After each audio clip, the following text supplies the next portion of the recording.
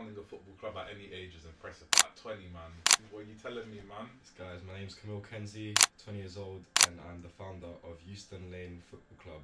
Over in Turkey, football is, I promise you, it's not a sport, it is a way of life. The worse a city or area is, the better fans come out of that city, because football is literally their only escape, which is why you see a lot of London clubs don't have the best fan bases.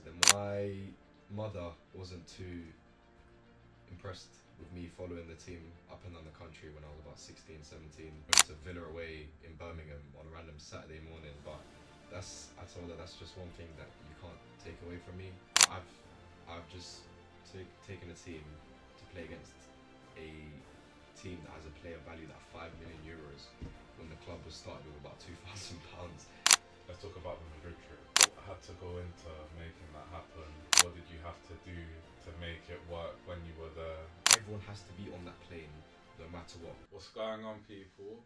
So, I had a bit of a long day today, man. It was just, you know, when you go to work and things that you usually have to do and responsibilities you usually have to follow, they just become a bit heavier. And then it's like you get home and you're like, what a long day. Hope it don't go like that tomorrow. I guess I could say I had one of those days, you know, like where you're just a bit like, yeah, I hope I don't go 2 for 2 with that. But you know what, funnily enough, I feel like I was quite chilled. I feel like it didn't really faze me. Like, I mean, you know, when things don't go to plan and, you know, when things get increasingly difficult, I was just quite chilled. It didn't really bother me. I feel like I'm on this journey of self-peace and awakening and all philosophical stuff. Like, it didn't really shake me. So, kind of happy about that. That's like the main positive I can take out from today. But yes, we are back in the studio, like in sport, having another conversation. So I got an impressive young man, entrepreneur, building, progressing. He's doing some interesting stuff. So I'm gonna let young man introduce himself. What's your name? What do you do? What are you telling me, man? Guys, my name's Kamil, 20 years old, and I'm the founder of Euston Lane Football Club. 20-year-old football club founder, man. That's impressive. I think founding a football club at any age is impressive, but at 20, man, a lot of people will be like, "Oh, your playing career is just starting." So yeah, innit? Yeah, no. Exactly. I feel like you're breaking a lot of narratives and stereotypes in a way. A few in a way, because obviously I founded the club when I was 18, actually, so even younger than 20. But you're a little bit. You exist now. You've existed for a couple of years now. You come kitted up, like not kitted up, like, you know, the merch repping, man, of course. So yeah, you know what? I like to start my conversations. I call them conversations, and they're not episodes, not shows. Conversations. We're sitting down in a cozy room. I start my conversations with everyone that comes in with a little bit of reflection for the guest. I feel like it's a nice way to ease in and ease up and relax into it. And I feel like I've always explained this constantly every episode. Hopefully people that are locked in enough, that see me and watch me, like aren't getting tired of the explanation. So I ask 3 questions, and they're kind of like, it depends on the angle, but it's 3 questions you ask yourself at the end of the day. It's like an exercise thing, but it's to broaden it up a bit. Name 1 good thing that happened this week. This week was hectic, man.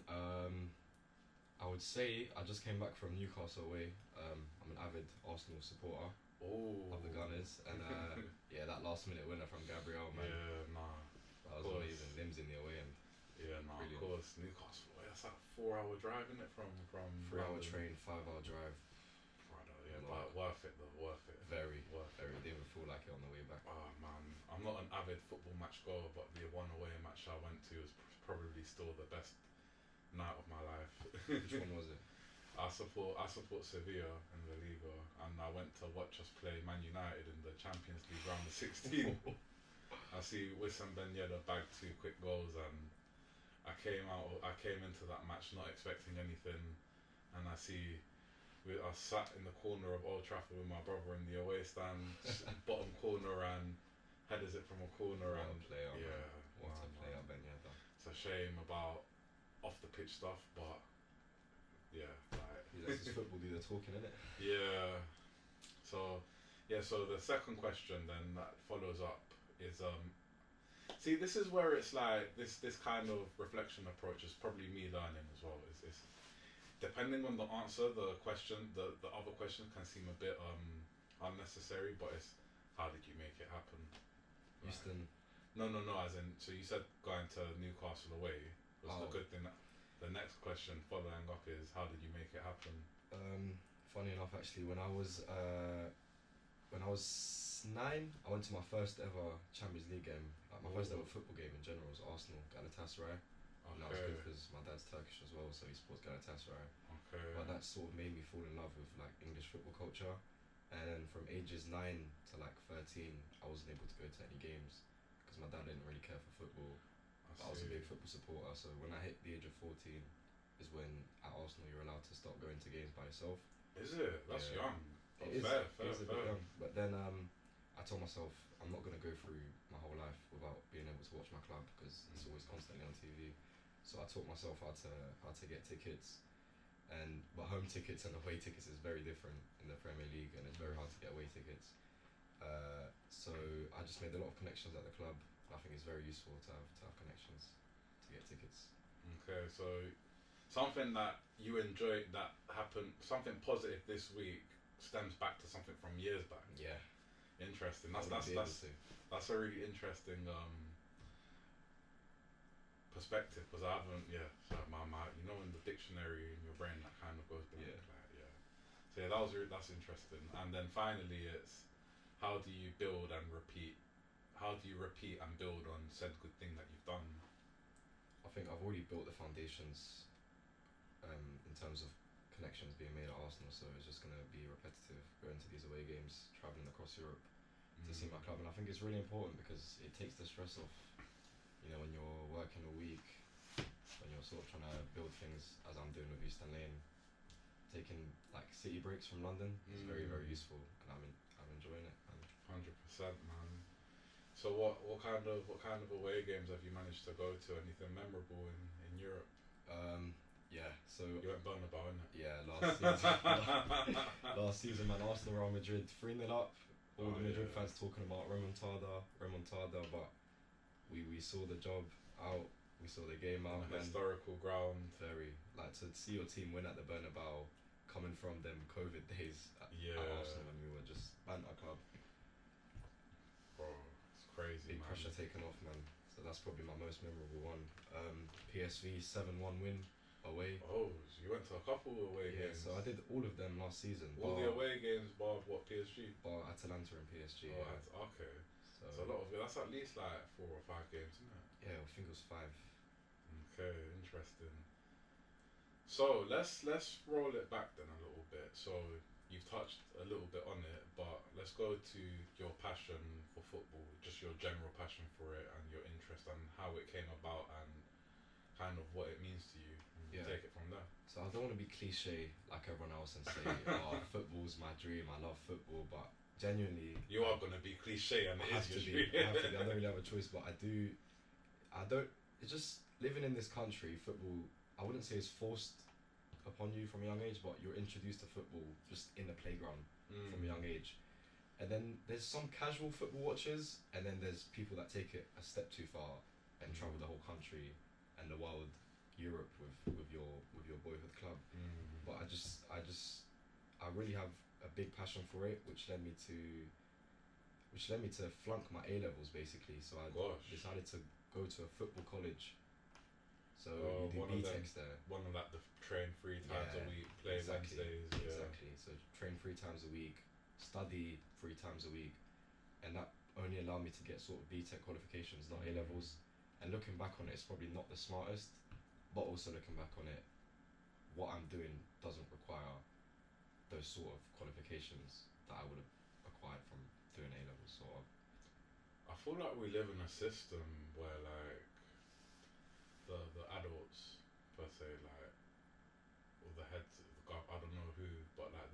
like a lot of emphasis on qualifications They and do. grades and They a do. lot of pressure on young minds. The way I see it, if there's a desired path that you want to go down, sort of, if there's a career path that you know you wanted to do from a young age, so say for example a lawyer, there's no way to become a lawyer without getting said qualifications. Yeah.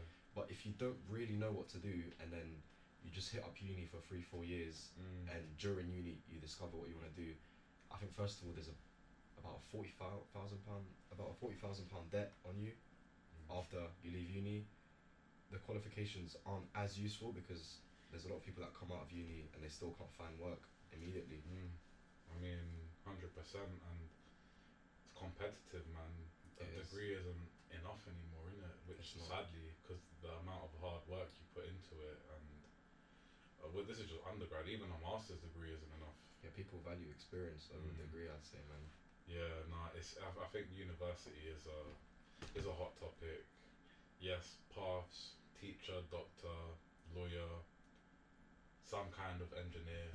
Yes. Not all types, but some type of engineer. You need the theory and degree. But then it's like as well, like, we're getting deep into education, innit? But like, I mean, like, realistically, like, anyone that's done this path or is studying or at uni, do you feel like you're gaining any kind of life experience if you're doing, let's say you're training to become a doctor or a lawyer, you're doing like 5-10 years of studying, right? Like, yeah, it's hectic, man. I mean, with a teacher, it's a bit different because you kind of graduate, then you do your teaching qualification, then for a year, then you're qualified. Or there's different paths, but more or less within 2 years. Yeah, I feel like teachers do it more because of the passion, not necessarily because of teachers' wages nowadays. No, they do it for the holidays, bro. They do it for the holidays, bro. Not this 30 days annual leave. What? Yeah. A week holiday every 6. 2-week holiday every 3 months. 6-week holiday. But yeah, education, man, it's tough. So you went to football college. What kind of didn't click with you there?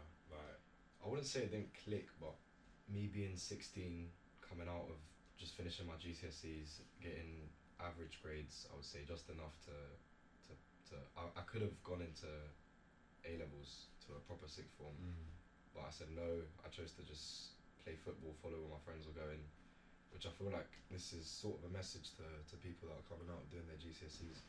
I would say don't feel like you have to follow what your friends are doing, and sort of try to pursue and envision yourself in 5 years, what you want to do in 5 years, because once you're out of A levels, you're just thrown straight into uni.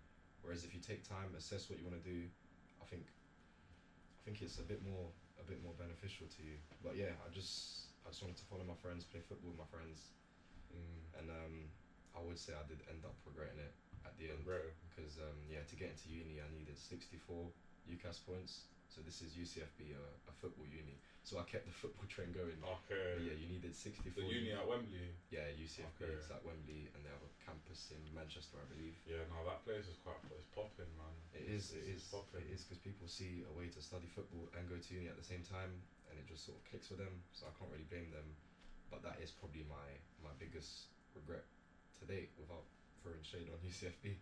But yeah. So how did you get into UCFB? So I needed 64 UCAS points. From my BTEC course, I only got 32, which is what happens when you don't take proper A levels. But luckily I'm fluent French, so within 2 months I took a French exam, A level exam. Oh, so that gave you the extra points. Yeah, so got the points I needed and made it into uni, but on a foundation year.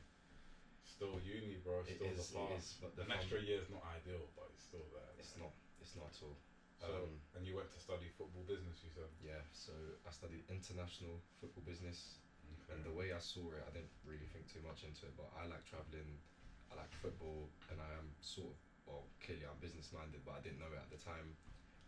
So I thought I could make things click like that, and I remember one really memorable thing is they took us on a trip to Miami. Yeah. Not sure average. Uni probably wasn't existing back in my time. Well, I'm not that old, but yeah. I think they were founded like 2013 or something. So I would have just about made it still. Yeah, so they took us to Miami, which is not your average uni trip. So we went to the Inter Miami Stadium. Oh yeah. 3 days of seminars, great connections. Wow. And at that time, I'd already made Euston Lane, but Okay. we were just a name on a piece of paper. So there was no team, no kids. You're an idea. Yeah. Well, the idea was an idea with legs. Yeah, Okay. yeah, you could say that. So what I'd done 3 weeks before we went to Miami is I made about 300 business cards with my name on and Euston Lane Football Club, and I just tried to connect as much as possible during those couple of days. But yeah, no luck really, because people on the other side of the planet aren't really interested with a small amateur club from North London. But yeah, it was good. It was good to see. They were preparing for the World Cup even as far back as 2024. I mean, it's only 2 years away, isn't it? So Yeah, but especially in the city of Miami. So we met up with someone who's ambassador for the city of Miami, I think, and he was in charge of all World Cup operations in Miami. So it's really good to see, you know, how early they put the work in. Yeah, no, they need to, man. 100%. It'll be interesting to see how that turns out in after this is uploaded, for sure. Yeah. Hopefully, I won't take that long. No. So yeah, no, I'm trying to just gauge a little bit of background and a little bit of, you know, interest. Obviously, you're playing football. How long? Was there a certain? Were you just playing the way you play for your Sunday league team? Have hopes of like getting somewhere and maybe Yeah, I mean, play with your friends. I'm not deluded. I'm a very realistic person. I was good, but I wasn't, you know, cut enough to make it to the top levels. But it was just sort of a thing where I just enjoyed playing. You know, solid player, right back, no nonsense. You know, that sort of player. But If in doubt. yeah, if in doubt, kick it out. But yeah, when I got out of college, it was straight into uni, still playing for my Sunday league team. But last season, so the 24-25 season, is where we played our first game. So Euston Lane. Yeah, Okay. so last August. And the first couple of games I played for us because we had a shortage of players. Okay. But this season, which we'll get into in a bit, this season is completely different, and we got step 3, 4, 5 players. So for me to be playing would be selfish. It would be selfish. There's no point.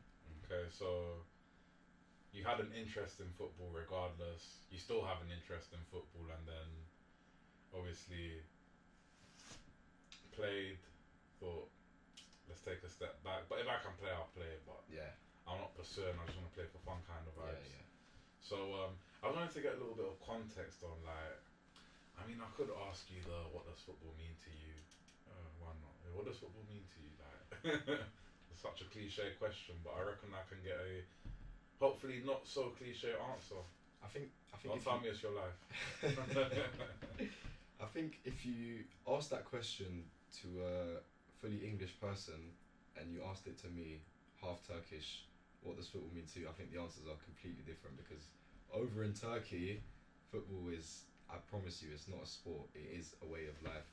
And I've got this interesting theory, which I've had for a couple of years, is the worse a city or area is, the better fans come out of that city, because football is literally their only escape, which is why you see a lot of London clubs don't have the best fan bases. They're more obviously touristy, but the big clubs are here. But then the smaller clubs, closer ties to the community. 100%. So Leeds, Newcastle, those sort of clubs, best fans in the league. I'm just talking London alone, yeah. QPR, great fan Brentford. base. Brentford not too good, But it's got a good tie into the community. yeah, they're very community oriented. So Crystal Palace, Millwall, 100, Millwall, we know about them. yeah, Leyton Orient as well. Yeah. They've got these smaller. Well, I don't want to use the word small. They're big clubs and historical in their own right, but Their fan bases aren't as global as yeah. So it's the top more three. community. Like, I feel like even the lower down you go, when you go into non-league and stuff like that as well. Yeah. So yeah, sorry, I interrupted you. But yeah. So football in Turkey means a lot. It's a way of life. And me being Turkish, I've got a lot of passion, obviously, for our national team and you know, Galatasaray. We 7-0 yeah. you though, man. It was peak. But yeah, man. Funny enough, my mother wasn't too impressed with me following the team up and down the country when I was about 16, 17. She told me to, you know, stay. This is Arsenal you're talking about. Yeah, so okay. Arsenal. She told me to stay, focus a bit more on my studies. So study over the weekend. instead of going to Villa away in Birmingham on a random Saturday morning. But I told her that's just one thing that you can't take away from me. Like, obviously, you gotta respect your parents, whatever they say. But of course, I said this is the one thing that I can never agree on, and it's the one thing that won't change in my life is me going to football. So it just means a lot. I made a lot of friends from traveling with Arsenal, even home games. So I think people underestimate the kind of ties that not just football but loads of sports bring. Football's just more on a bigger scale because it's all over the world. But like, there's so much culture within football, fan culture. 100%. And like each culture, like football culture in Turkey is different to football culture here, where it's different to in Serbia, where it's different to in France. You know what I mean? Yeah. And then within each country, there's subcultures of like clubs, and I feel like there's so much like cultural aspect of it. Even from a political aspect, there's a lot of political derbies. derbies. Oh, no, 100%. Yeah. Bro, each like in Spain, like you got the ultras, and like certain ultras are on one side of a political kind of belief. Yeah. Do you know what I mean? So I'm not gonna get into that, but like different fans and clubs have different political beliefs in Europe anyway. Yeah. In Spain, I don't want to talk too much like I know, but I'm hoping I'm scratching on the surface at least. Yeah, because when people say keep politics out of football, I tell them you can't. You just can't really keep politics out when the whole club is based on a political view as well in a certain sense. Yeah, so some clubs are run with huge political ties. And for example, Bilbao, a very openly pro-Palestine club, and the way they run, actually, did you know that Bilbao it's not even a hidden fact anymore, but with the Basque players, so they can only sign Basque players. Yeah, because you know what, that goes into another political thing, which is the Basque region wanted to be independent from the rest of Spain.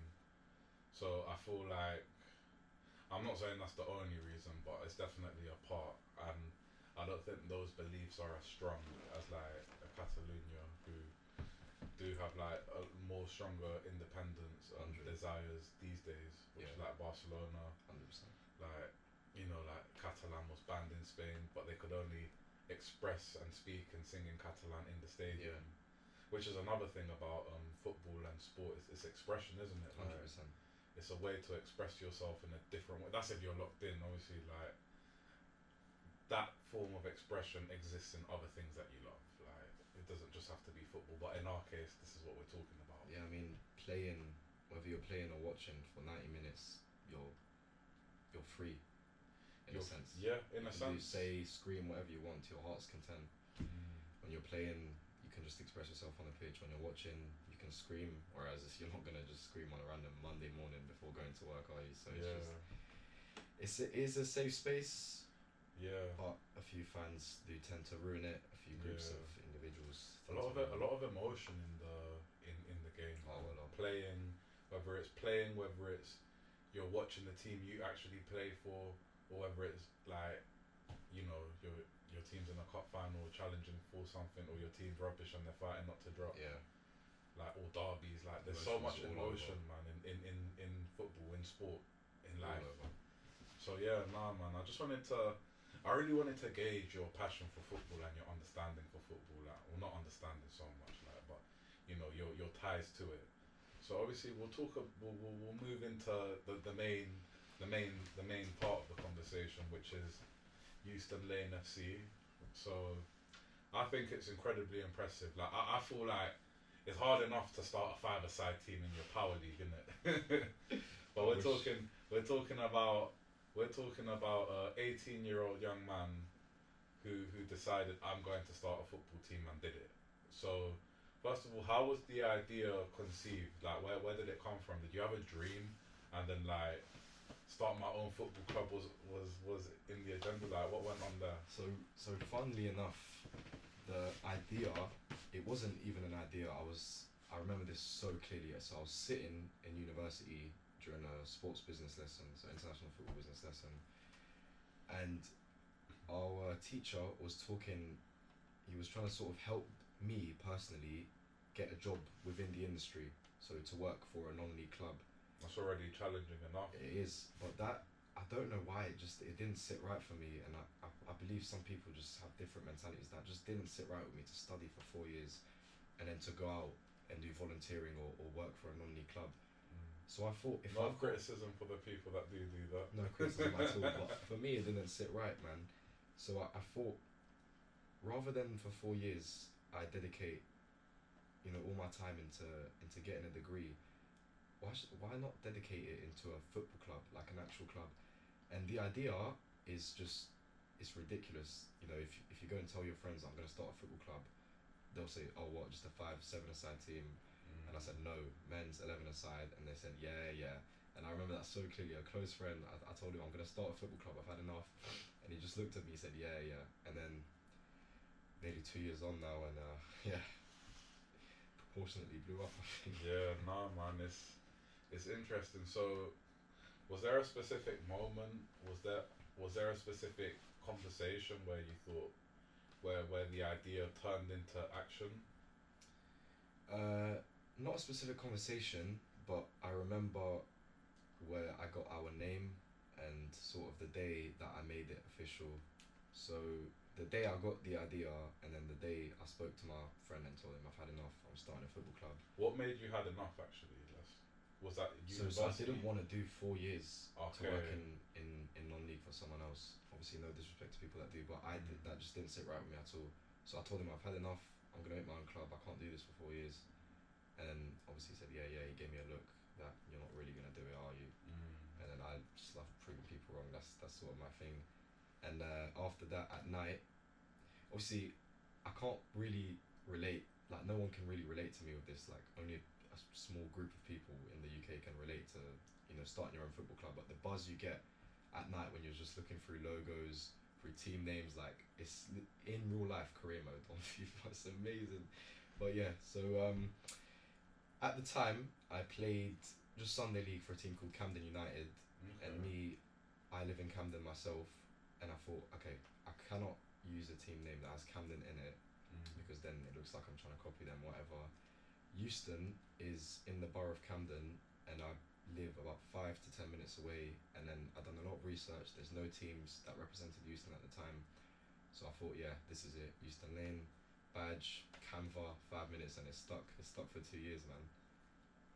Yeah, no, Canva's a bit of a gem for a start. Lifesaver, 100%. Oh man, so was there any, other than being fed up of studying and wanting to, that was the initial path, the initial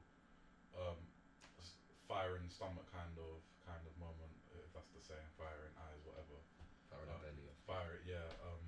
Was there any other reason that, like, was there any other reasons initially that made you want to start a club, or did more reasons come along as you were setting it up?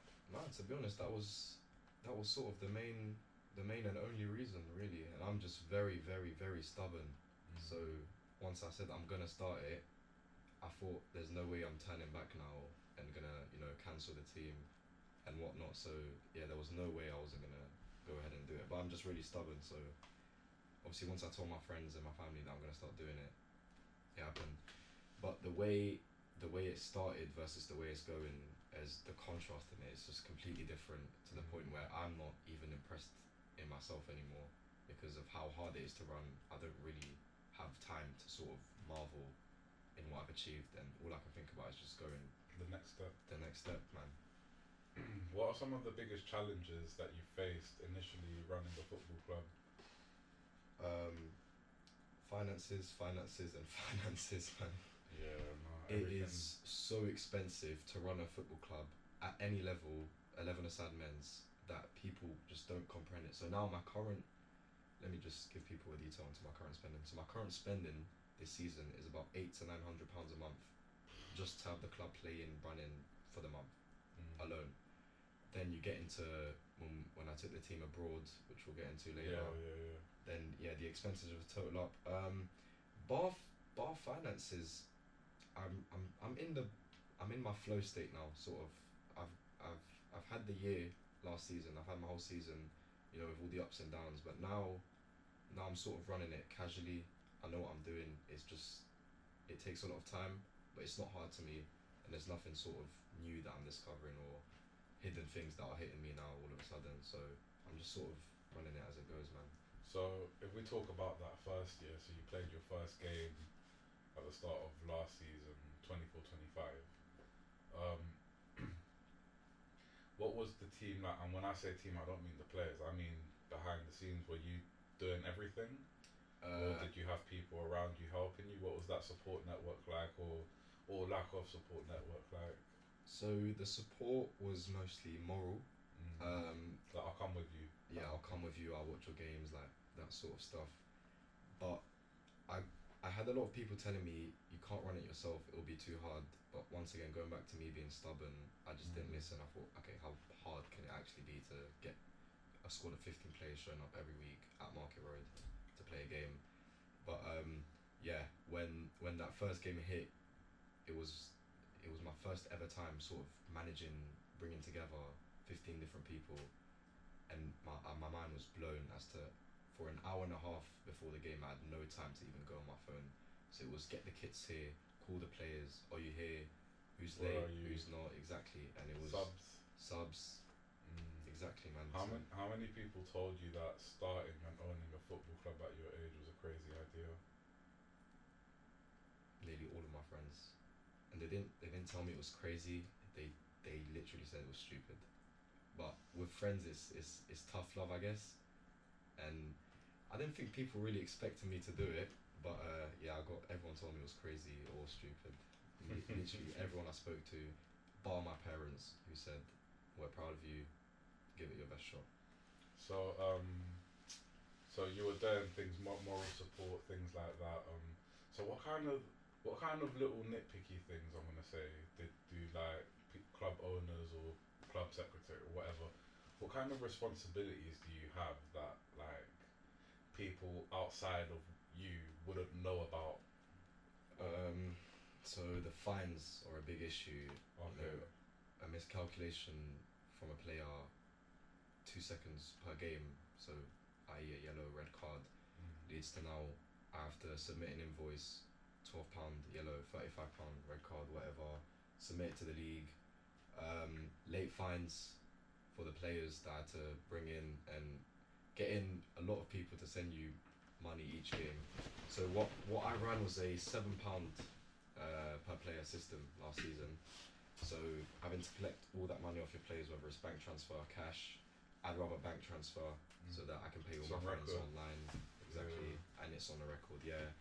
Then there's a few players asking for cash, this, that, and I don't think the average person, and when I say the average person, I mean the person who doesn't run a football club, I don't think they truly understand how it is to sort of rely on everyone to pay you, and you have to be on time with payments. Like it's not really similar to rent, because it's sort of out of the blue. Oh, I've just got fined, or oh, I have to pay this by a certain deadline. And sometimes it happens on the day where I have to pay something, or our fixtures might get suspended, withdrawn, whatever. So yeah, I think it is really tough to me.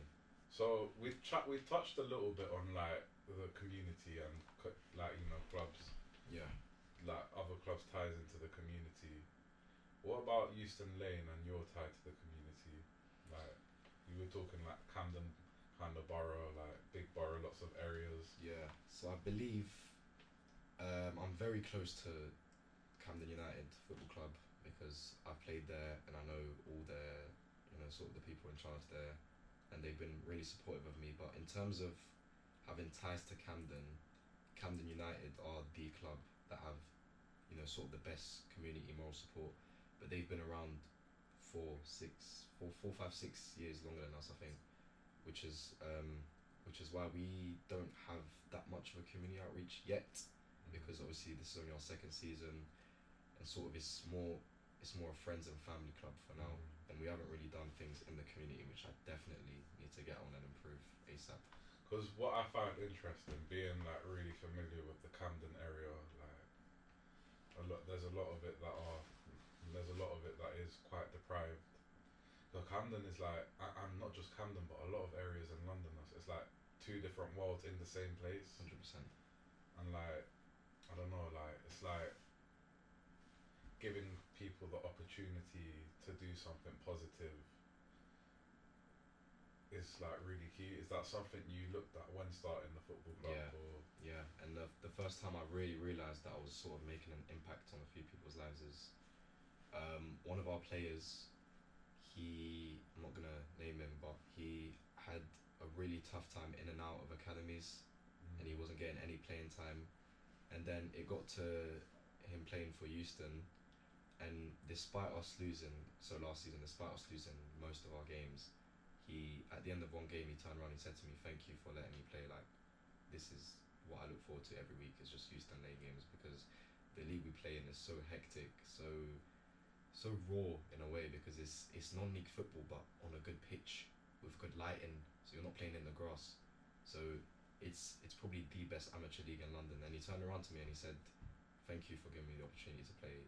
This makes my week." And that made me really happy, because for once I was making an impact in somebody else's life other than mine. Did that kind of change or redirect your perception of why you started the club? It didn't redirect it. It ensured my perception. So that's when I felt like I was doing something right for the first time. That's when I felt like I'm not gonna give up with this. And now I'm definitely not gonna give up. I've gone too far. But people don't know this, man. But I genuinely I do have times where I think of scrapping the club, man. I swear, because it gets too hectic to run, too hectic to manage. The finances evolved, and every time I sort of speak to my friends about this, about, oh, I'm spending too much on this and that, and they told me, well, you knew this was gonna happen when you started a football club, and then I told them, well, not really. I didn't know it would be this hectic, because playing non-league amateur football, you wouldn't expect it to cost you this much. I mean, it adds up, but you're not when it's an idea, you're not thinking £800-900 a month. Absolutely not. Plus, probably as well, the higher you go. 100%. The higher I go, higher comes out of your pocket. But the more support I would get from the council. Oh yes, because you guys are a CIC, aren't you? So let's talk a little bit. Just for a little bit of context, a CIC is a community interest company. So it's kind of like the middle ground of a business and a charity, whereas like the money and the funding that you would get for your community interest company would go to your community interest company. It wouldn't be like, so that funding would go towards kits, it would go towards equipment, it would go towards any kind of resource. And I'm assuming for you it would be kits, but like the other CICs, the money that you get goes into the CIC kind of thing, rather than just. So it's not like a charity where it goes solely to the cause. So this would help out the club as well and people around the club. How did you know about starting a CIC rather than a charity or a business? Like what? How did you find out about that? So yeah, like I said, I'm really close to people at Camden United Football Club, and sort of they were my main. So someone that works at Camden, his name is Hafid. He was sort of the main helper in me starting the club, and he told me all the little steps I had to navigate through before the club actually became official, such as registering it as a CIC, doing a tiny bit of legal stuff. But yeah, that's how I found out about it. Interesting. That's some really good life advice, man. Because I've got a CIC as well, something completely separate to this, and something that hasn't really been announced, but I would have had no idea about it if someone else didn't tell me. So I found it quite impressive that you knew to register it as a CIC. And no, man, it's cool. Can't take all the credit, man. I've had a good decent amount of help with this. Yeah, but you knew who to go to ask the questions for them to be answered. So like, you can't be too humble, man. That's how I am, man. What do you think the biggest mistake you've made as a owner was, like, so far? If you don't mind me asking something like that. Great question. The first thing in my mind is which one. In terms of wow. I need to think about this. Think, man. The silence means I've done my job, innit? Yeah. Biggest mistake. Or biggest learning curve as well, just to not make it seem like. Okay, yeah. So the biggest learning curve.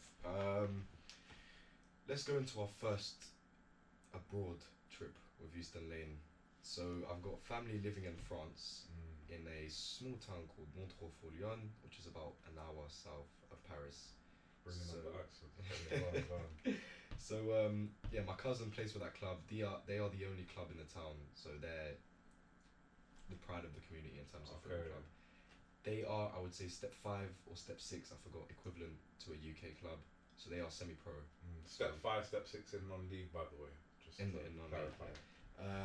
So yeah, they are semi-pro, and they're just the only club in the town. So they're really really respected. So my cousin plays for them. I've got family that works in and around the club. So I went in January just to see some family, and out of nowhere, I don't know what was happening. I was just watching a training session and it hit me, okay, why can't my club play here in a friendly? So I asked the questions that needed to be asked, and within an hour I'd confirmed a pre-season friendly for June 20th, I think. What, this year? Yeah, so Okay. the summer that just passed. So we had a 2025, by the way. June 2025. But I'm sure people will be listening to this in 10 years' time. Yeah, hopefully. So yeah, within an hour everything got confirmed, and that, I don't think people truly understand that. So when the friendly was announced, I was 19. I personally don't know anyone my age that has the capability to organise a 16. It's not even a friends trip. Like, to organise 16 players, 2-3 members of staff to come on a pre-season trip in France for the first ever time as an amateur football club with minimal funding support. And yeah, so back to the learning curve question, that trip, in terms of admin, in terms of organisation, for me it was an absolute mess, to be honest. Whereas the Instagram won't show that because it just shows, you know, our best shots from the trip. But the organisational nightmare that went through that game and before the game was absolutely a mess. There's a few things I can't really get into detail about, which that's how much of a mess it was. But you know, there was a lot of I don't know where everyone is when we were in the town. Oh, God. Yeah, and that is the worst one, when people's phones are run out or people don't have the correct SIM card in France and you can't contact a few people. And No people roaming data. no roaming, no data roaming. People are waking up late, you know, to train the day before. It was the biggest nightmare.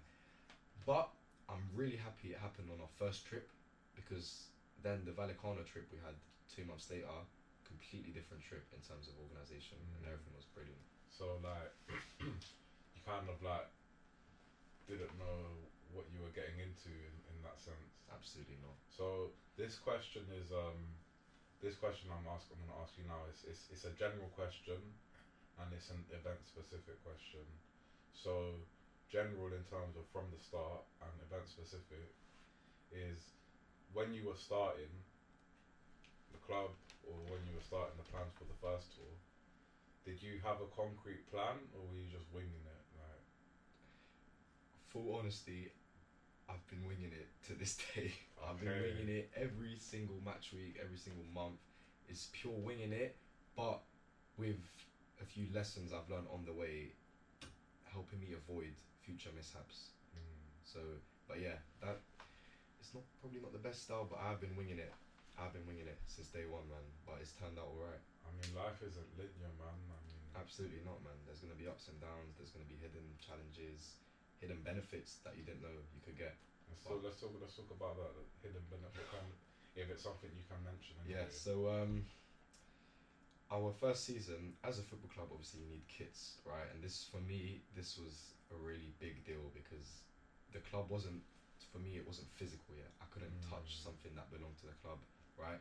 So I wanted to design my own kits. I didn't want to just get a custom Nike template kit And slap the and badge just on. slap our badge on. Like, for me, that wasn't good. Like, I wanted to step out in style. So I went on Safari. I tapped up kit designers, so online kit designers where you can design your own kit, and I found a really good designing engine online where you could modify every specific bit of the kit. So it's a company called Spiced. They're based in Cologne in Germany. Okay. So the kits took about 2-3 weeks to order. Each kit was about £35. So I ordered 20 aways, 20 homes. So that's 40. Maths 35 times 20, £700. Yeah, so about Per- so a per grand and a kit. half for all the kits, including Yeah. the keeper kit. So yeah, that was a big hit in my bank account, but to me it was Brother. completely worth it. Like that, a grand and a half before you've even played your first game. Is this before you even had players or whatever?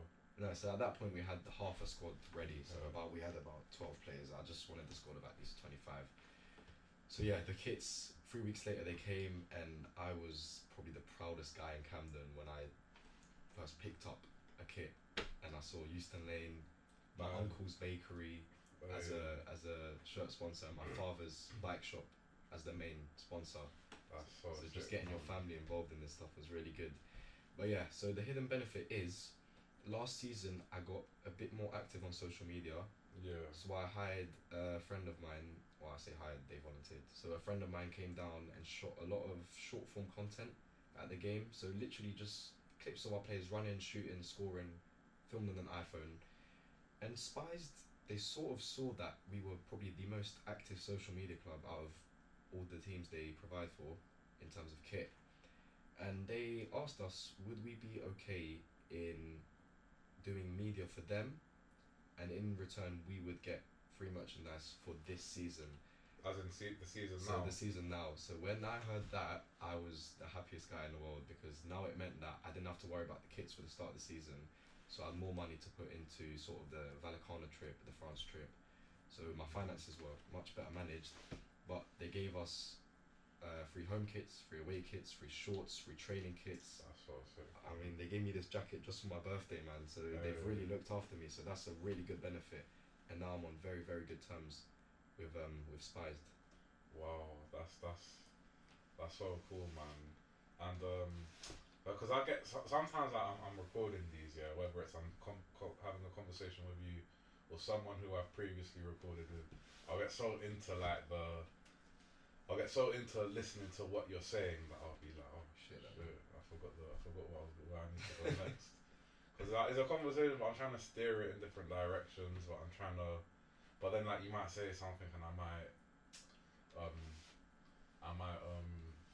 Wander off. I might go off on that. But now that I've said all this, I've given myself enough time to remember what I'm gonna ask you next. So like like filler, little filler there, like. Brilliant. So recruitment.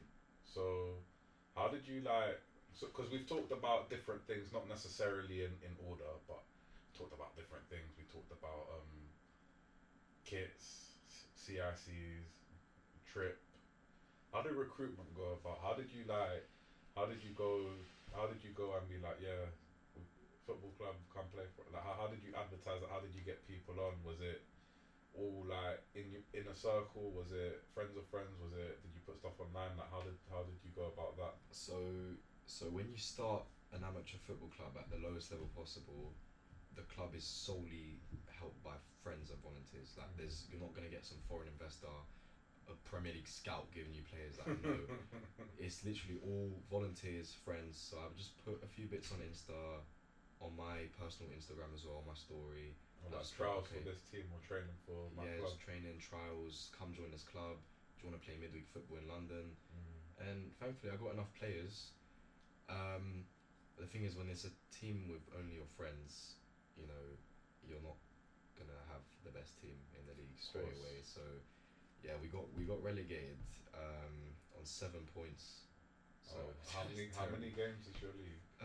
Last season it was 11 teams, so you played 20 games, yeah. So that's good. It is good. It's very good, including the cups as well. You're in 4 cups automatically, so you're playing a minimum of 24 games a season. But yeah, it was all my friends and volunteers in terms of recruitment. So I didn't have too much to do. Just come do a favor for me, this and that. Just play football, and then so because interestingly enough, yeah, like so you got a lot of these grassroots teams on like YouTube, like an SE Dons, a Beatties, a hashtag United when they first started, and like I remember I've watched SE Dons for, I think the first YouTube team that I watched. I'm not saying that's what you guys are, but I'm saying they're like a grassroots team. They were documenting it a lot at the time, but when I was watching the first one I saw was Palmers. They were like the first team to like put Sunday League content online. As far as I remember, if there's others, I'm sure they get their credit. But SE Dons, like, they've kind of built, and hopefully one day I get someone from there here. Hopefully, man. They built.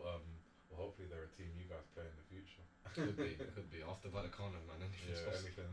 So they lost a lot of. They talked about, like, you know, they started their team Sunday League, this Bear 11. They lost, like, basically all their games. And you mentioned that was kind of what happened with you. 7 points in like 20 games. How did that affect you, and did that like place any doubt in terms of what you were doing, or did it motivate you more? Like what kind of journey, or what kind of mentally, how was that for you? To answer that question, I want to take it back to our first game, right? I invited probably everyone I knew. Obviously not everyone can make it, but I remember we had 50 people outside Market Road, which for Market Road, if you've ever been to the pitch, you only get like a rail and about, I would say, 100 yards of space. So to have 50 people, it was nearly packed with one person like along every the whole side basically. So yeah, 50 people, because I gassed it up a lot. Like, obviously I've made a football club. Now is the time to, you know, sort of get out there and promote it. So to answer that question, when you get 7 points and get relegated in your first season, people throw a bit of shade on you, man. Like, as impressive as what I've done was, people still, obviously, it's not a good feat to get 7 points. So people are obviously gonna throw a bit of shade and, you know, give in the odd comment. But for me, it really motivated me more to Stubbornness coming in. Very, very, very stubborn. So for me, that motivated me more, and I thought, okay, no way I'm going for another season of that. So what I did was I got in a coach who used to coach for Camden United. His name is Moses, and when the episode 1 drops, hopefully this week, people get more familiar with his face. And what he's done this season is nothing short of remarkable, because he's got us in step 6, step 5, even step 4 players. You know, he's got a big network of players. Yeah, so we've got 46 players registered now, wow, as opposed to my like 25, 26 last season. And these are all players of great quality, which is now why 3 games out of 3 we've won top of the league in the division below, granted, but the real big test is in a week now when we play Hilltop, who are a step 5 team, so their first team is step 5. We play Hilltop in the cup, and they are 2 divisions below us in the league. And if we beat them... Below or above? Above, sorry. Okay. And if we beat them, then that's a real big statement, because Hilltop are a very respected club in the community, very big community ties. They're higher ranked than Camden even. So to beat them in the cup, you know, we're still sort of unknown in the Islington midweek. So to beat them would be a great statement. But yeah, finishing on 7 points motivated me a lot, to the point where I said, it's not going to happen again. I'll do whatever I have to do. I'll recruit whoever I have to recruit to make sure it don't happen again. But in that time, you bought, like, obviously you laid all the foundations, the groundwork. You bought the kits. You made a big investment. Someone put you on Instagram. You got the kit deal. Like, yeah, a lot of positives came from that, just from putting yourself out there. A lot, man. And not giving up.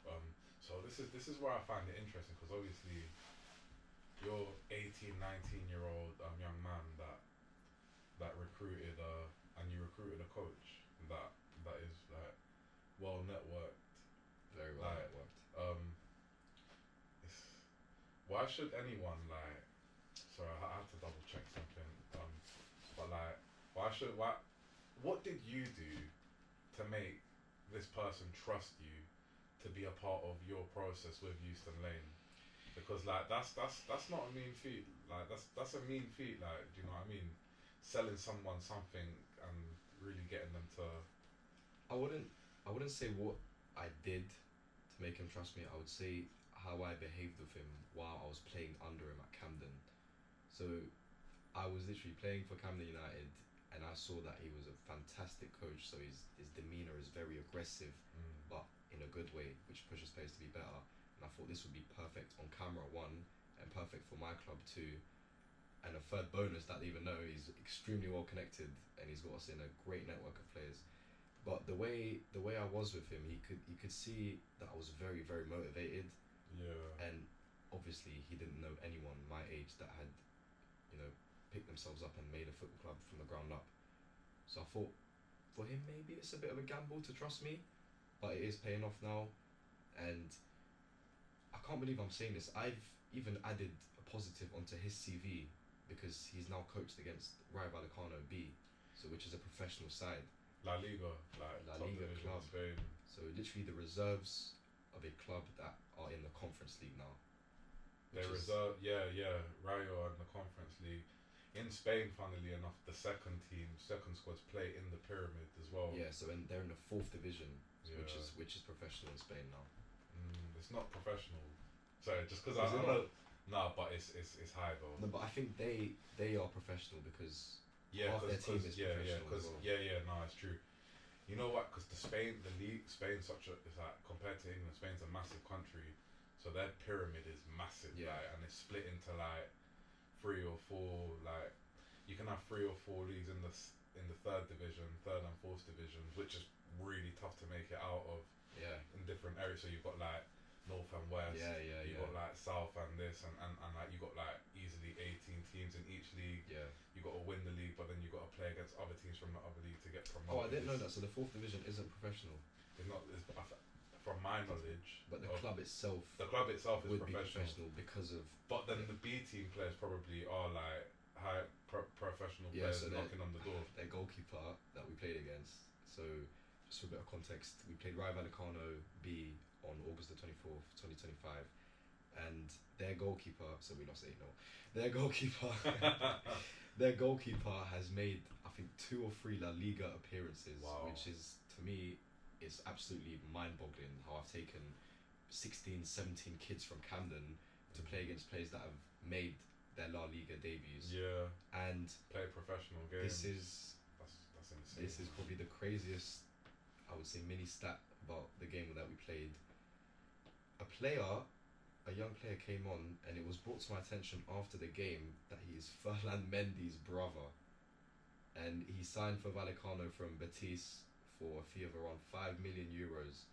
So then in my head I thought, oh wow, so I've just taken a team to play against a team that has a player valued at €5 million when the club was started with about £2,000. And to me, the difference in standard, in quality, in just how they prepare for a game versus how we prepare is so eye-opening, honestly. So how much have you taken from that experience in Spain with you now to how you approach football games and how you approach just your general standards in general? I said general a lot. That fixture opened a door for me which needed to be opened, because now within the short space of not even 2 years, it's still under 2 years, we now have the ability to approach clubs of similar stature and say, look, we've played Rayo Vallecano, can we play you in a friendly? And I sort of, not only do I want to go down the route of documenting our domestic season, but I sort of want to have a side part of the show, which would be us doing showcase games abroad to professional, semi-professional sides. And then that will give even more appeal for young players to come and play for you, because they're like, yeah, we can play midweek, but then we play games against. So power of networking, man. How did someone 18, 19, 20 years old, you start a football club you birth an idea of a football club, you start it, you go through the highs and lows that anyone would go through if they started a fresh football club, unless you're stupidly connected and know like all these players. How did you even, first of all, like you touched on the club in France, and that that was from personal family connections, and it's good that it's so impressive that you made the most of that and made something happen for you and for them and for the players. How did you go about making that connection to be able to go to Spain and play against under 23s La Liga side? So funny thing about how that game happened, right? We met up with all the players after the France trip to go on sort of a little team dinner, discuss how it was, you know. Did you find any of them? Yeah, so we went on a dinner to discuss how they enjoyed France and stuff, and all of them said, first of all, they didn't even ask, are we going to play another game? When's the next game? Is what I heard from all the players. What, as in next abroad game? Yeah, so when's the next trip abroad? And everyone was telling me Spain, Spain, Spain, I want to go somewhere hot, hot, hot. So I took it upon myself to go on Wikipedia, search up what the Spanish 4th, 5th division, whatever it's called, find every single club and message them on Insta, copy and paste the message. Hi, we're Euston Lane FC, we've just played against a semi-professional French side abroad. We'd love to come play you, your reserves, your 21s, anytime, anyone. We messaged about 50 to 60 teams covering from the southest of south to the northest of norths in Spain. And the one club that answered within 2 weeks was Rayo Vallecano. They're a cool club, man. They're very community orientated. Very working club. They're one of they're like a working class club, but there's such ties to the community, and their community means so much to them. I really like them, like in terms of that. So I messaged them on Instagram and they said, hi, for sure, please contact our manager. So the B team's manager, they gave me his number on Instagram. I went on WhatsApp, and then for the next month and a half I would just Google Translate FC. Like, I even learned Spanish from just going on Google Translate, because I had to message him everything in Spanish because his English obviously isn't good. And he sort of helped the fixture come to life.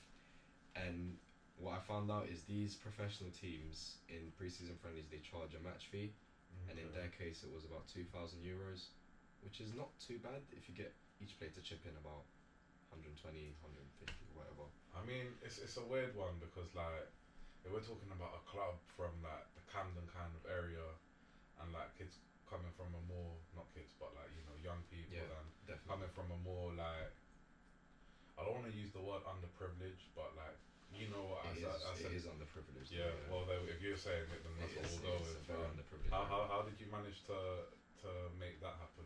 So the way I advertised it, because it was mostly my friends that came along with me, but good friends, as in terms of football. They're good at football. They are. Your baller friends. Good footballer. Yeah, my baller friends. So the way I sort of advertised it was, if you somehow get scouted from this game, are you gonna look back on me asking for £120 and regret it? I don't think so. And the experience as well. The experience of going to Madrid to play a La Liga size reserves as a team from Camden with all your mates around you, where most of you haven't gone past step 5 football, it's absolutely, you can't really miss it. So yeah, that's how I advertised it. And when you phrase it like that, £120, £130 doesn't seem that expensive at all. And like, no one's being offered that, like, and I'm pretty sure it's going to be the first of many kind of opportunities like that, hopefully, inshallah, for you, man. Inshallah, bro. What I wanted to talk about a bit was that balancing act, man. So you're running a football club that's demanding in itself, and you've done some really amazing stuff with it, so hats off to you. But obviously, right now it's probably not your full-time income. If anything, it's your full-time investment. 100%. How do you balance your life, your general life, and your work, and just yourself, and your football club doing all that? Because this is something that it does take up a lot of time mentally. And how do you deal with that? I think it's more of a mental struggle than physical, because of course, I mean, last season when we were losing every game and I was still coughing up about £500-600 a month, I really was thinking to myself, like, is this all worth it, or is this just me? I love to use this word. Is this just me initiating a passion project, just because I want to have the thrill of owning a football club? But once I got the Vallecano fixture abroad, I've never looked back on this club in the same way. As in, it doesn't feel like work at all. Like, I'm investing for my future, because obviously I've received zero income from this club, and I'm not going to receive income until we climb up the step ladder. So first we need to get into step football. So I'm not going to receive any income. I've accepted that. I'm going to put all my money in.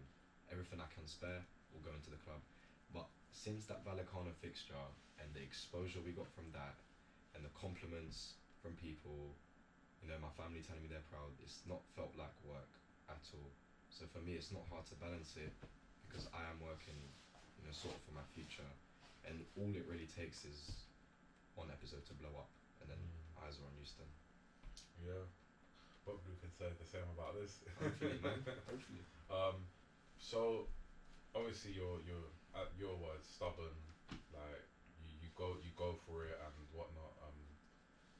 How much resilience do you reckon, consciously or subconsciously, have you or have you not gained from running this football club and doing this project?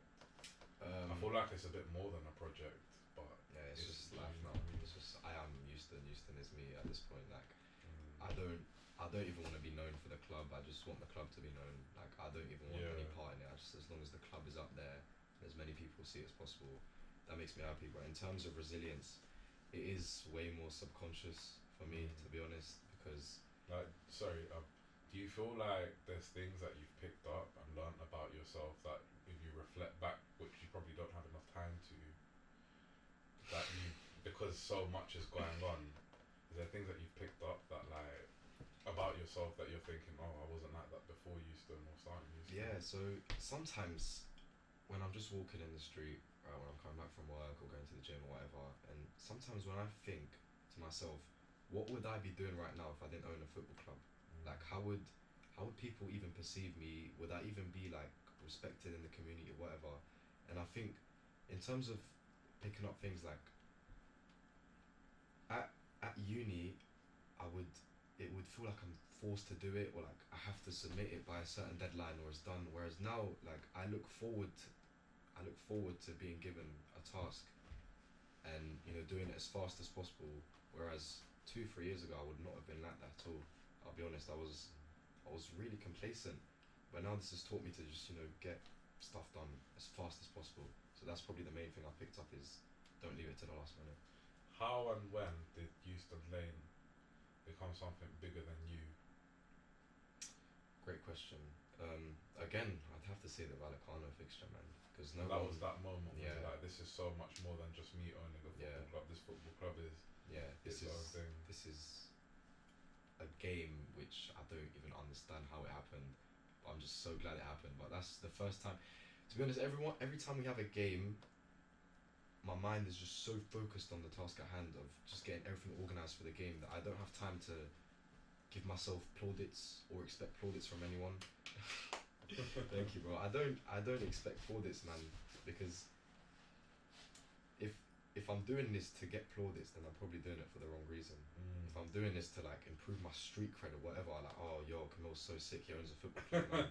Like, that's not why I do it. I genuinely want us to be big. So it's been bigger than me the whole time, but when I realised it was Vallecano. Okay, so obviously you touched a little bit on the France trip, about like people getting lost and the admin, not people getting lost, but you're abroad and you're outside. You get me? Let's talk about the Madrid trip. So what had to go into making that happen? What did you have to do to make it work when you were there? Like what kind of stuff? So for context, the Madrid trip was announced on the 29th or 30th of June 2025, I believe. The fixture was announced for August the 24th. So now that gave me a month and 3 weeks to make sure 16 people are booked on a plane to Madrid without a doubt, minimum 16. No dropouts, no, nothing. I cannot afford the dropout. So that had to be done. Whereas France, it was Eurostar. Okay. In France, you could probably get a coach last minute if someone missed the flight or whatever. So there's backup plans. With this, everyone has to be on that plane no matter what. So that was a challenge in itself for me, in terms of a first of doing something, right? That was a challenge, but yeah, I would say, just the stress of getting everyone on the plane. Yeah, man, it was Is that harder than not even that, just the stress of getting. So I have to do it for everyone, right? Because I I'm a control freak. Obviously, I don't want to tell people, okay, book this flight, do this and that, because people might take a bit long. Flights might go up. Funny enough, in the first week that I was doing flights for everyone, I booked 5 flights separately for 5 players. After that, the flight shot up £130. That, and the biggest risk I took was waiting it out for 2 weeks, and the prices dropped back down for the exact same. So I took a very big risk. So in a sense, I gambled with people's money, because if the 5 people that pay me for that first flight, and then everyone else is getting on another flight, they might feel obviously a bit left out, because we're supposed to travel as a team. If I stuck everyone on different flights, so I took a really big risk, man. But that was very, very stressful. But it was sort of all before the trip. But I feel like once we got to the trip, everything was already planned. Whereas France, it was an absolute mess. So flights, accommodation, activities as well. The game kits. Did you have kits especially for that game? Or Nah. So we did play with our new kits that got provided with Spies. So and I've got funny enough, I've got a kit on me now that was given to me by Spies. So I've got one for me and one that I gifted to the representatives at Vallecano. So it's got the date of the fixture on it. I don't know if the camera can pick it up. I can't tell, but hopefully it's got Vallecano's badge, Euston Lane's badge, Spain, England, date of the fixture. That is sick. So I gave this to their manager. Oh, that is so sick. And when they, thank you, bro. And when they gave me, if you're listening audioly, just show me a nice shirt in it. So that's what I'm going on about. when they gave me a Vallecano kit, that's when I actually believed I made it. Like that's when because I've never ever in my life thought I've made it with this club, apart from when I got a Rayo Vallecano kit given by their manager because we're playing them. That's when I really truly believed. Wow. So obviously this was like the bigger that, because you're still quite early. You've done a lot, and you're still very into your. I feel late. You're still very early into your journey in the grand scheme of things, and 100%. You're probably the envy of a lot of people that would like to start. Envy, like when I say envy, I mean like healthy. Like healthy, like not like haters. I mean, sure, there's probably some out there, but I mean like the healthy side of big you up kind of thing in terms of starting a team. Because as I said at the start, it's hard to get a 5-a-side team going. Like it's hard enough to get a 5-a-side. But with what I'm saying is, bro, I always like talk and then I like my waffle takes over my brain, and then like I need to work on my memory, bro. That's the whole point of a podcast. Whatever flows out. No, but yeah, no, you're probably like so obviously the Vallecano game was like the milestone. It was the biggest milestone so far, because I'm sure there will be more on the pitch and off the pitch. Hopefully. How did, like, if we compare the approach to your second season in at Euston Lane after post Rayo game, how did that kind of how have things changed? Because you've got 46 players, you've got an actual manager that manages. You're probably just there like watching the game more now rather than trying to tell someone what to do. That was the goal, man, from the start. The goal is, can I just get the team to be playing? I'm on the sidelines just watching. I don't want to get too involved, because at the end of the day, that's every owner, right? You see an owner in non-league on the side of the pitch shouting at his players what to do. Like, the aim is to work so hard. Skill him. I do Box that. him in. I do. I'm very. He don't want it. He don't want it. But yeah, they're just coming out. Man. Yeah, man. But ever since Moses, our manager, took over, everything's just been bang, bang, bang. Everyone registered early on, done.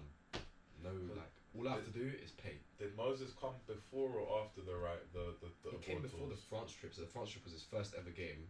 Okay. So we drew 0-0 to a semi-professional side, which is still good. So we drew 0-0, and then at the end of the game we decided, let's do penalties. You know what? Let's decide a clear winner, and we lost on pens. But that doesn't really matter.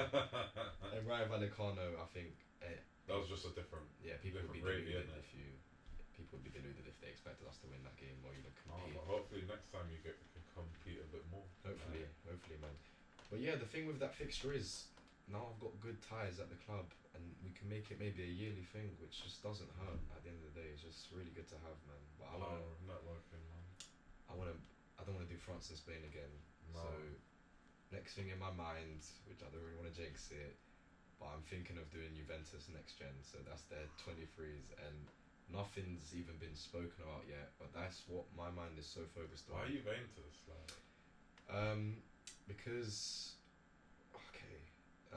let me tell you a little story about why Juventus and why I believe it's possible. Was Yildiz plays there or something? That as well, but nah, I'm joking. He's Turkish, guys. That's what I'm saying. Yes.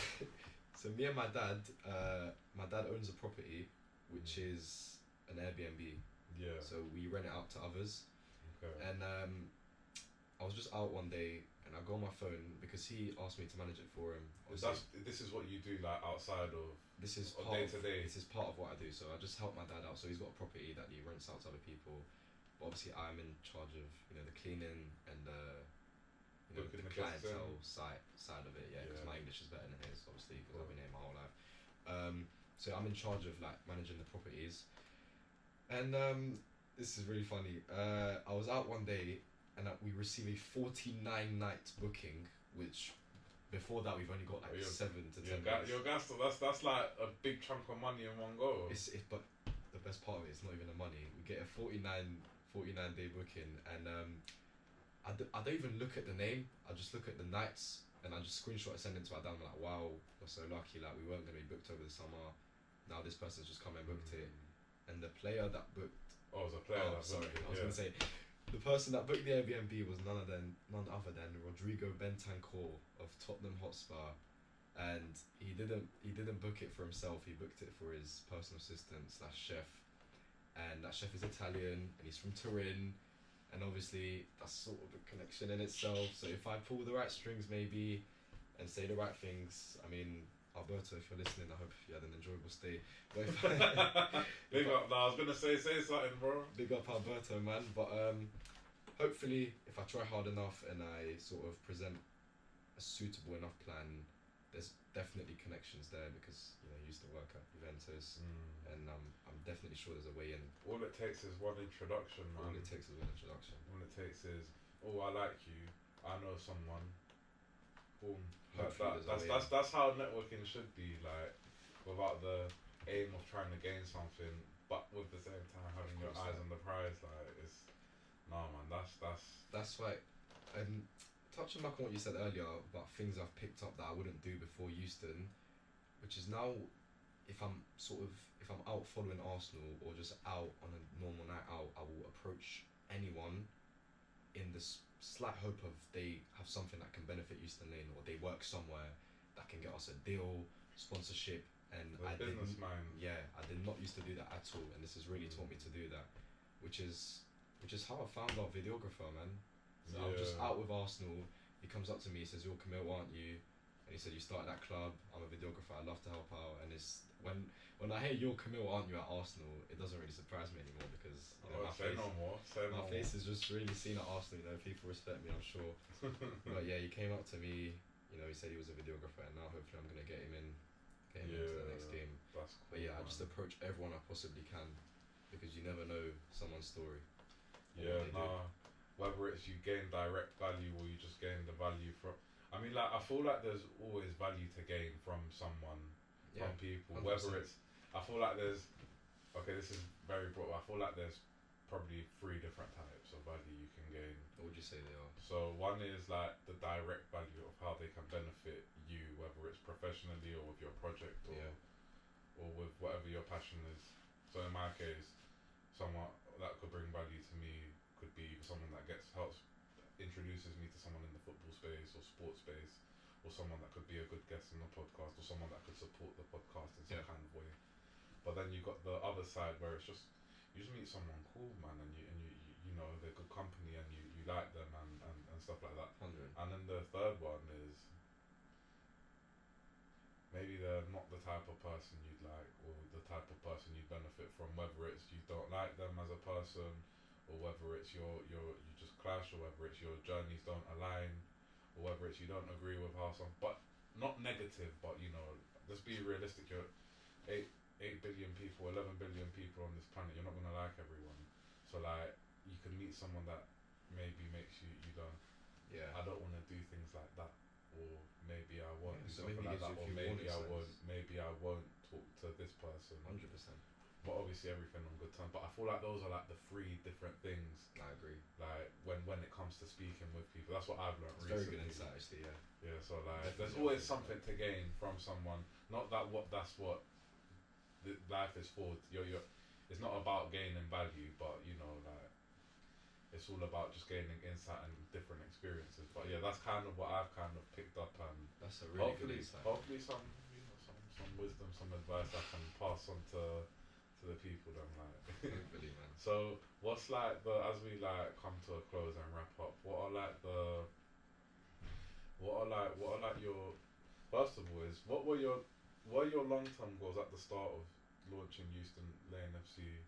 The same as your long term goals now? Good question. Yes and no. So obviously I'm gonna have to send you a picture later, but I've got a notebook detailing all my long-term, mid-term and short-term goals, and I've already ticked off 4 short terms, which was, you know, get the kids, get in the league, finish a full season, whatever. But my obvious long-term goal is how fast can I get into step 8, and how fast can I make sure that I have a team ready to compete in step 8. Is it going to be next season or the season after, depending on how this season goes and how much exposure I get. But the long-term goal is climb up a step ladder as quick as possible. Another long-term, which is also a mid-term and a short-term goal that I've recently got since that Vallecano fixture, is how many pro teams can we actually play abroad? Why stop at Vallecano, man? That's only the start. That's 1 out of 10. Over the next 10, 15 seasons, the more I do it, the more my CV gets updated, and the more teams are more prone to sort of that all want to get involved. 100%. And that just brings interest from players. It brings interest from people that want to work at the club. You got a videographer through people seeing. Obviously, as well, like we got to quickly big up like the power of LinkedIn because that's I don't think like people understand how life changing that stuff. Life changing might be a stretch, but at the same time, it's not. But like reaching out on LinkedIn, it's like on LinkedIn you're more likely to see people are more likely to on LinkedIn people appreciate the hustle. 100. And I was this is how I know you, like this is how I come across you, because I saw you on LinkedIn because I connect with everyone, like, and we connected at some point. I don't know when. Obviously we had bare mutual connections because you connect with everyone. And I was like, oh, you used to name this football club. And then you chatted to my friend. So this is like I seen you, but I was like Ollie. Yeah. So Ollie's my friend through something else, and I met Ollie on like working football community LinkedIn. Big up, Ollie. Yeah, and like he messaged me telling me you gotta chat to this, because Ollie, he'll chat to someone and be like, if he thinks they fit, he'll tell me to chat to them, and then I was like, the name looks familiar, and then he's like, what's his name? He's like, oh, Kamil, and then I look you up on LinkedIn. I was like, oh, we're connected. And I was like, oh yeah, done. Drop him I was like, from his spot, drop him a message saying that I'm down to chat and we can make something happen in terms of, and obviously we chatted like a few months ago. This was like before the Rayo trip. Yeah. And like you're telling me the area you're from. I was like, oh, I know that area. I work around there. Really?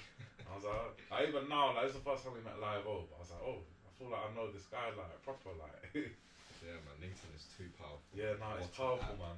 What an app. I feel like if you use it correctly and you use it with good intentions, people respect the journey and respect what you're doing. And I feel like part of LinkedIn, there's part of it that is a bit showing offy kind of, but then I feel like there's more to. I feel like it's people appreciate what you're going through and what you're doing, kind of thing. To be honest, I don't get a lot of spare time to show off my club, so I'll be honest. LinkedIn is where I actually get to, just plaster all my achievements and let people message me and react and comment and whatever, and that's when it just gives me a bit of the plaudits I need sometimes that I don't give myself to. I mean, like the stuff that you do on LinkedIn isn't like the same as this kind of stuff you can do on like the stuff on Instagram. LinkedIn is like a bit deeper and people are a bit more interested. If you write something long, people are more likely to read it on LinkedIn than on.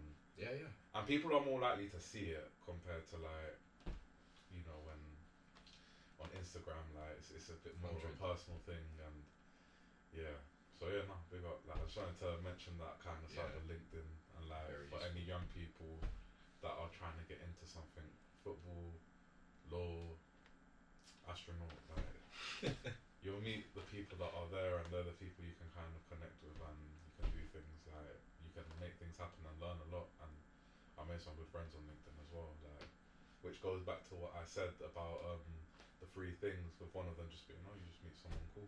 You get me, like. For sure, man. So yeah, and yeah. So long term goal. There was something else I was gonna ask, but again, the waffle took over my brain and my thinking capacity. You get me, like. So I'm very honest. I'm not honest. Maybe I'm a bit critical. I'm gonna probably cringe when I listen back to this and edit it. You won't, man. But nah, man. What So yeah. So your long term goals, non-league and stuff like that. I think we touched on that. Biggest lesson you've learned running a football club, personally as well as like professionally. Yeah, man. The biggest will probably just be connect with everyone, talk to everyone you can, and just don't be a dickhead to people. Like, just be as nice as possible, and then people reciprocate that onto you. Yeah. I got taught this by my coach, actually, the manager. He said when you want someone to invest in sort of what you do, people don't like to invest in the project, they like to invest in you as a person. So if your energy is good with someone else, you know, and your project, like the project you're standing in front of, is appealing to them, then they're more likely to sort of invest in you rather than the project itself, I think. Okay. So you have to make yourself presentable. 100%, man. And I think a lot of people, when you talk about something passionately, they buy into that because it's genuine. Finalish kind of question is, what's the biggest thing you've learned about responsibility when it comes to running a football club? You like that one, yeah? Yeah, that's a good one. That's a great one. Let me put it like this: responsibilities in day-to-day life, you can sometimes afford to mess it up or delay it. It won't come back to bite you that badly. Whereas responsibilities, owning a football club, Owning anything. or owning anything in general, Yeah. but it's specifically in a football club, if you miss a payment and you physically cannot pay it, so if you don't put in the work in to ensure that you have an emergency fund ready for the league payment or whatever, that could seriously damage you in terms of you can have fixtures withdrawn or points taken off, and in the grand scheme of things, when you've been working hard the whole year, to let go for something that stupid, sort of a missed payment. Well, that could be like a fine or like something. Like even a fine, like it's just more money out of your pocket. Like, you cannot afford to mess up. In Vallecano, I cannot afford to look at someone's flight the wrong way or book someone the wrong flight. I cannot afford to do that. So you have to be on point with absolutely everything. Attention to detail. Very, very important. Double, triple, quadruple check everything. Everything. And like, I mean, we didn't really get into the admin stuff, which like I reckon is That's a little bit boring, isn't isn't it? But I mean, like, that, man. nah. But obviously, as you can imagine, there's a lot of little things you have to do to make the bigger picture work. I like that. Which is kind of like why I like to do this podcast, where I speak to people that contribute to the bigger picture. I like that. Whether it's what an athlete does to contribute to performing on the pitch, or what a coach does to prepare an athlete, or what a nutritionist or a lawyer. So something I wanted to mention to you actually. So I had a sick guest on this show a couple months ago from time of recording this. This episode, that episode should be out, and I will send everyone that way when if you're watching this, go back to the Daniel G episode when that's out. So Daniel G is a sports lawyer, yeah, and he's big on like, and big up Daniel, by the way. He does like football contracts, and he's involved with like the drafting up of the contracts and stuff like that. Sick. So he like, yeah, that's him. That's what he does in it. And like, there's a lot to it, and it's kind of interesting if you're into football. But he said something, because I was researching him before I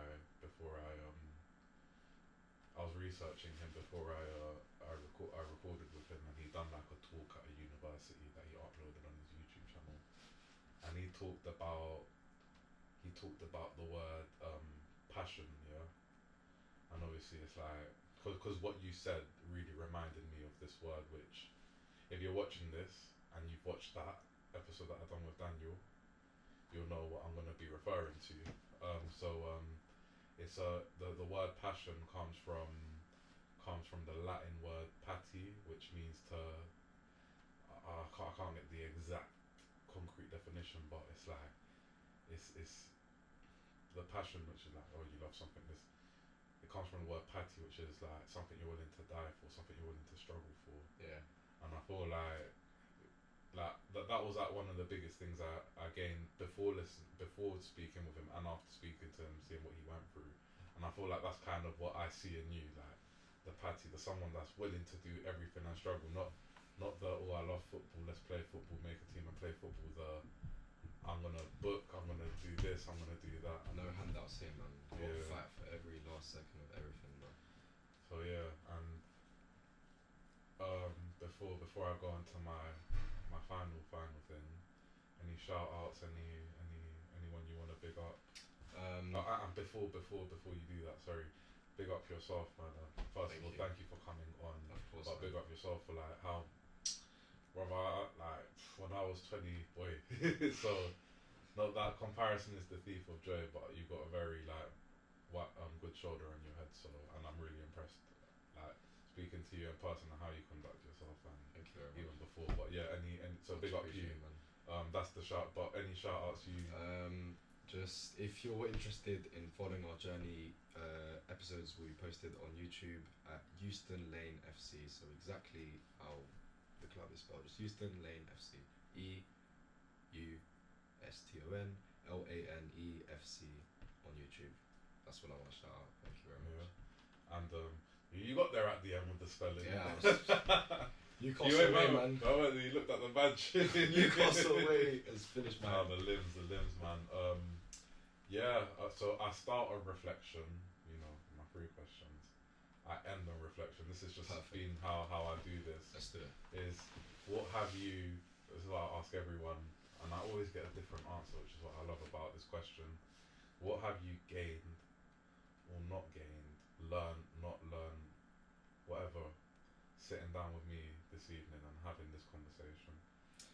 I think first of all, I just want to say thank you for having me in the first place. My pleasure, just man. from the off, man. But I don't do a lot of podcasts, so you know when exclusive. Very no, but I just don't get invited to a lot. So again, thank you. But this will be the first one anyway. Hopefully, man. But you know, sitting in front of a camera, you have to sort of think about your words before you say them. So I've just, you know, over time I've learned how to sort of. I need to have a media voice as well. I can't be speaking. I can't speak to my mates, you know, on the street. But yeah, I've learned to think about what I say before I say it, and you've made me like really think deeply into like my whole journey at the club, which I haven't really spoken to anyone about in detail yet. So yeah, you've made me like you've stumped me on a few questions, man. That's what I do, man. Yeah, that's what I try to do. You're good at it, man. You stumped me on a few it. questions. Really had me thinking hard to give you an answer, man. But yeah, definitely learned. Just a new thing to think about from something you're thinking about every day. Yeah, I've learned to self-reflect a bit more because of this. And now, you know, going back home, I'm just gonna be thinking, you know, about everything we've spoken about. About the next steps, man. So thank you for having me. No, my pleasure, man. Again, but yeah, people.